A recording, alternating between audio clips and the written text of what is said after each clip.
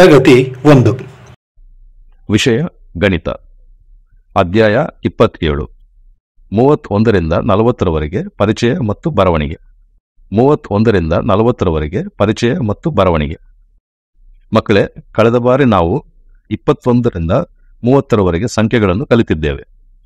ಈಗ ಸಂಖ್ಯೆ 30 ರಿಂದ 40ರವರೆಗೆ ಕಲಿಯೋಣ. ಬನ್ನಿ ಈಗ ಪ್ರಾರಂಭಿಸೋಣ. ಇಲ್ಲಿ ನೋಡಿ, ನನ್ನ ಕೈಯಲ್ಲಿ ಬೆಂಕಿ ಕಡ್ಡಿಗಳಿವೆ. ಇದನ್ನು ಯಾರು ಎಣಿಸುವಿರಿ? ನಾನು. ಸರಿ.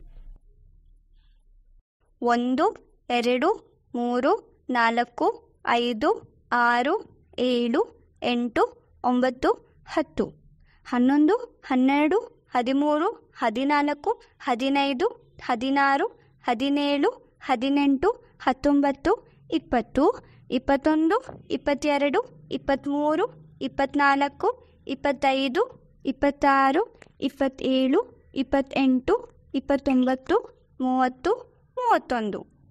ಸರ್, 31 ಬೆಂಕಿ ಕಡ್ಡಿಗಳಿವೆ. ಸರಿಯಾಗಿದೆ.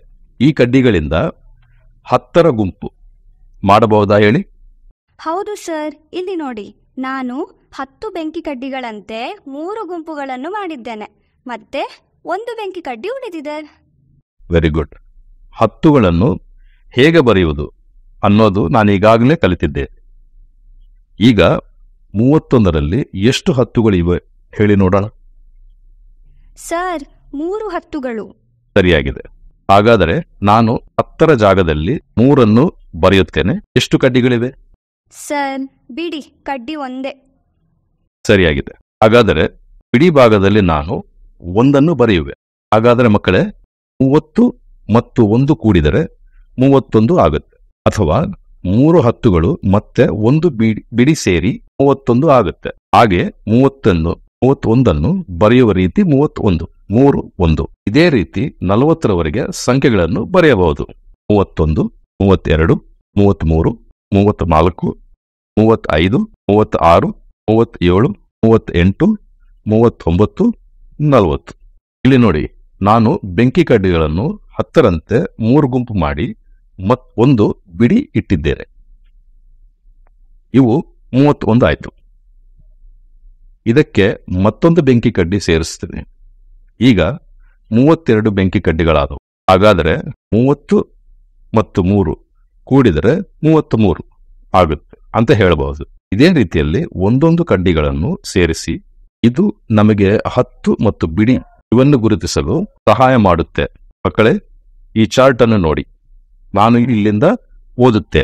3 10ಗಳು, 1 ಬಿಡಿ 31.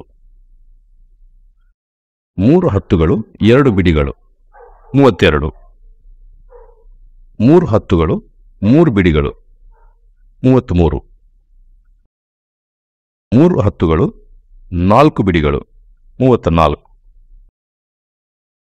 3 10ಗಳು, 5 ಬಿಡಿಗಳು 35. 3 10ಗಳು, 6 ಬಿಡಿಗಳು 36. 3 10ಗಳು, 7 ಬಿಡಿಗಳು 37. 3 10ಗಳು, 8 ಬಿಡಿಗಳು 38.